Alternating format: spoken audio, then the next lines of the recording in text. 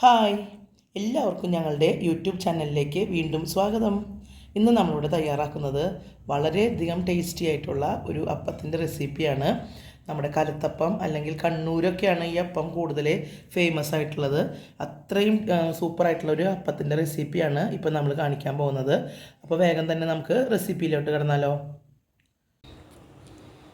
അപ്പോൾ നമ്മുടെ കലത്തപ്പത്തിന് ആദ്യമായിട്ട് നമ്മളൊരു 1.5 കപ്പ് പച്ചരിയാണ് ഞാൻ വെള്ളത്തിലിട്ടിട്ട് 4 മണിക്കൂർ കുതിർത്തെടുത്തതാണ്. ഇതിലത്തെ വെള്ളമൊക്കെ ഊറ്റി കളഞ്ഞിട്ടുണ്ട്. ഇത് നമ്മൾ ഒരു മിക്സിയുടെ ജാറിലേക്ക് ഇട്ട് കൊടുക്കുകയാണ്.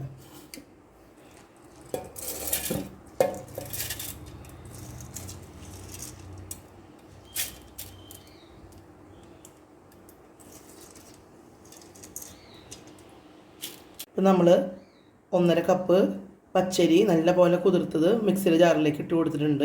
ഇനി ഇതിലേക്ക് ഞാനൊരു 1/2 കപ്പ് ചോറാണ് ഇട്ട് കൊടുക്കണേ. നമ്മുടെ വെള്ളരി വേവിച്ച ചോറാണ്. അതുപോലെ ഒരു 1/2 കപ്പ് നാളികേരം ചിരവിയത് ഇട്ട് കൊടുക്കുന്നുണ്ട്. ഇനി ഇതിലേക്ക് ഒരു 4 ഏലക്കായ, നമുക്ക് നല്ലൊരു ഫ്ലേവർ കിട്ടാൻ വേണ്ടി 4 ഏലക്കായ ചേർത്ത് കൊടുക്കുന്നുണ്ട്. അതുപോലെ തന്നെ ഒരു 1/2 ടീസ്പൂൺ ജീരകമാണ് അടുത്തതായിട്ട് ഇട്ട് കൊടുക്കണം. 1/2 ടീസ്പൂൺ നല്ല ജീരകം. ഇനി ഇതിലേക്ക് ഒരു 1/4 ടീസ്പൂൺ ഉപ്പും കൂടെ നമ്മൾ ചേർത്ത് കൊടുക്കുകയാണ്.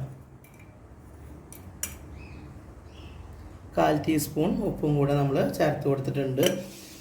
ഇനി ഇത് ഈ മെഷറിംഗ് കപ്പിൽ 1.5 കപ്പ് തന്നെ വെള്ളം എടുത്തിട്ട് നമ്മളിതൊന്ന് അരച്ച് നല്ല പോലെ തരികളൊന്നുമില്ലാതെ അരച്ചെടുക്കുകയാണ്. ഇപ്പോൾ നമ്മൾ നമ്മുടെ പച്ചരിയും ആ കൂട്ടുകളൊക്കെ കൂടി നല്ല നൈസായിട്ട് അരച്ചെടുത്തിട്ടുണ്ട്. അത് നമ്മൾ ഒരു ബൗളിലേക്ക് ഒഴിച്ച് കൊടുക്കുകയാണ്.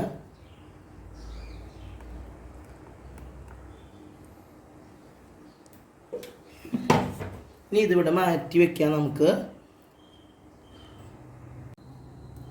ഇനി നമുക്ക് മധുരത്തിന് വേണ്ടിയിട്ട് ഞാനിവിടെ 6 ശർക്കരയാണ് എടുത്തിരിക്കുന്നത്. നല്ല മധുരം ഉണ്ടാകാൻ വേണ്ടിയിട്ട് അതിലേക്ക് ഞാൻ 1/4 കപ്പ്, നമ്മുടെ മെഷറിംഗ് കപ്പിലെ 1/4 കപ്പ് വെള്ളം ഇതിലേക്ക് ചേർത്ത് കൊടുത്തിട്ടുണ്ട്.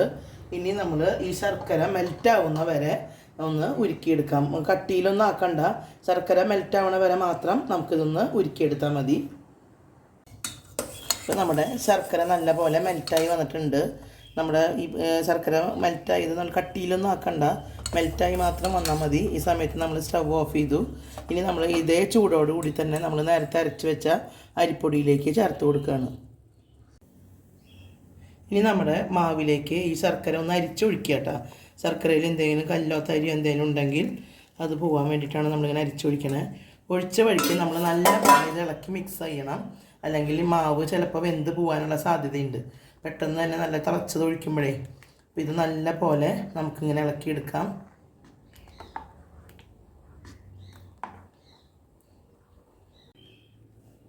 ഇനി നമ്മൾ പെട്ടെന്ന് തന്നെ ഇത് ഉണ്ടാക്കിയെടുക്കണം. അപ്പോൾ അതിന് വേണ്ടിയിട്ട് ഒരു കുക്കർ സ്റ്റൗവിൽ വെച്ചിട്ടുണ്ട്. അതിലേക്ക് ഞാനൊരു ടേബിൾ സ്പൂൺ നെയ്യ്, ഇനി ഒരു ടേബിൾ സ്പൂൺ തന്നെ വെളിച്ചെണ്ണയും കൂടെ അതിലേക്ക് ചേർത്ത് കൊടുക്കുകയാണ്.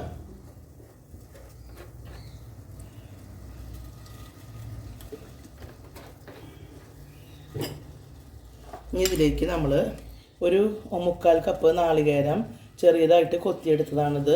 ഇതതിലേക്ക് ഇട്ട് കൊടുക്കുകയാണ്.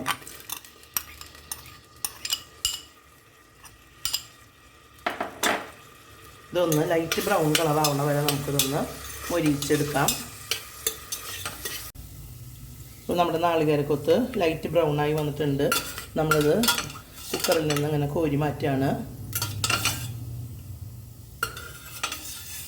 അതിനുശേഷം നമുക്ക് ഈ ചുമന്നുള്ളി അരിഞ്ഞത് 1/4 കപ്പുണ്ട്. ആ ചുമന്നുള്ളി ഇതിലേക്ക് ഇട്ട് കൊടുക്കാം. അതും ലൈറ്റ് ബ്രൗൺ കളർ വരെ നമുക്കൊന്ന് മിക്സ് ചെയ്തെടുക്കാം.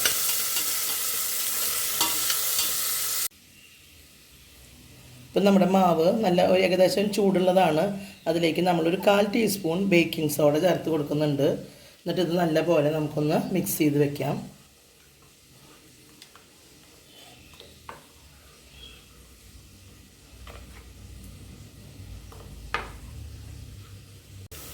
ഇപ്പോൾ നമ്മുടെ ഉള്ളിയും ഏകദേശം ലൈറ്റ് ബ്രൗൺ കളറായി വന്നിട്ടുണ്ട്. ഇത് നമ്മളിതിൽ നിന്ന് പകുതി മാത്രം കോരിയെടുത്താൽ മതി.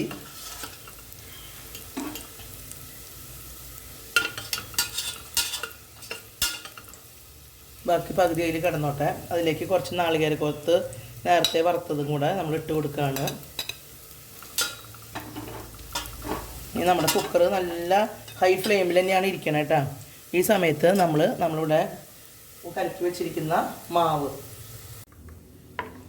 ഈ മാവിൻ്റെ ലൂസ് കണ്ടോ, ഏകദേശം നമ്മൾ കൃത്യം അളവിലാണ് അതിൽ വെള്ളം വേണ്ടത്. ഈ അളവിലാണ് നമ്മുടെ മാവ് ഇരിക്കേണ്ടത്. ഈ മാവ് ആവശ്യത്തിന് നമ്മൾ കുക്കറിലേക്ക് ഒഴിച്ചു കൊടുക്കുകയാണ്. അപ്പോൾ നമ്മൾ ഈ മാവിൻ്റെ 3/4 ഭാഗത്തോളം നമ്മുടെ കുക്കറിൻ്റെ വലിപ്പം അനുസരിച്ചിട്ട്, വലിയ കുക്കറാണെങ്കിൽ ഇത് ഫുള്ള് ഒഴിക്കാം. ഇതിപ്പോൾ ഞങ്ങളുടെ കയ്യിലുള്ള ചെറിയ കുക്കറാണ്, അതുകൊണ്ട് ഈ മാവിൻ്റെ 3/4 ഭാഗത്തോളം നമ്മളിതിലേക്ക് ചേർത്ത് കൊടുക്കുകയാണ്.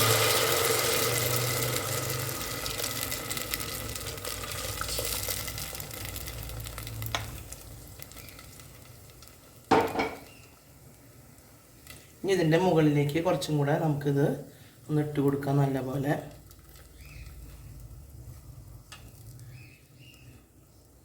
ഇനി ഇത് നമ്മൾ വെയിറ്റ് മാറ്റി വെച്ചിട്ട് മൂടി വയ്ക്കുക. ഒരു 1/2 മിനിറ്റ് നേരം, 3/4 മിനിറ്റ് നേരം നമ്മളിത് ഹൈ ഫ്ലെയിമിലാണ് വെക്കണേ.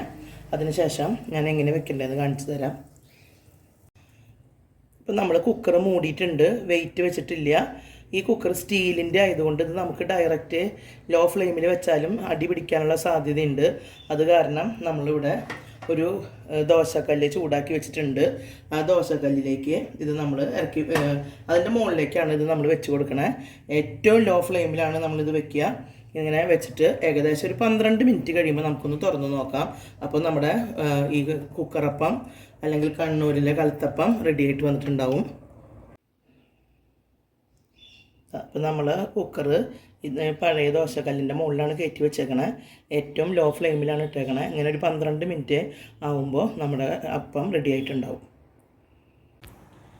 ഇപ്പോൾ നമ്മുടെ കലത്തപ്പം കുക്കറിൽ വെച്ചിട്ട് 15 മിനിറ്റ് ആയിട്ടുണ്ട്. ഞാൻ 12 മിനിറ്റ് കഴിഞ്ഞപ്പോൾ നോക്കിയപ്പോൾ മുഴുവനായിട്ട് ആയിട്ടുണ്ടായിരുന്നില്ല. ഇപ്പോൾ ആയിട്ടുണ്ട് എന്ന് തോന്നുന്നു. നോക്കാം, നമുക്കൊന്ന് കുത്തി നോക്കാം.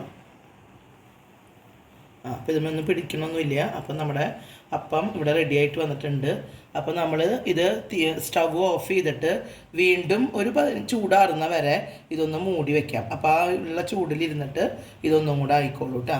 അപ്പോൾ ഇത് നമ്മൾ സ്റ്റവ് ഓഫ് ചെയ്തു. ഇനി ഇതൊന്ന് മൂടി വയ്ക്കുകയാണ്.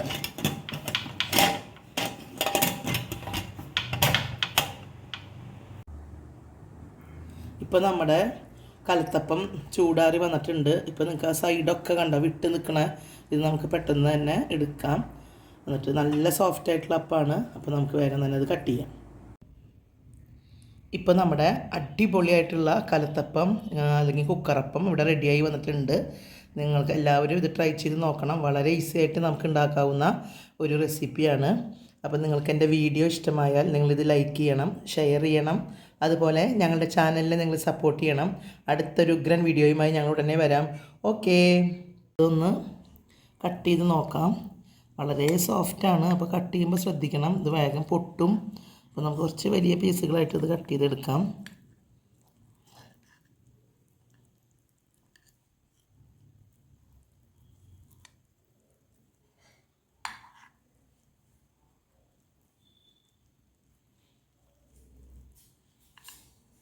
ഉണ്ടോ, അടിപൊളി സൂപ്പറായിട്ടുള്ള ആരെടുത്തിട്ടുള്ള കലത്തപ്പമാണ് ഇവിടെ റെഡിയാക്കി വന്നിട്ടുള്ളത്.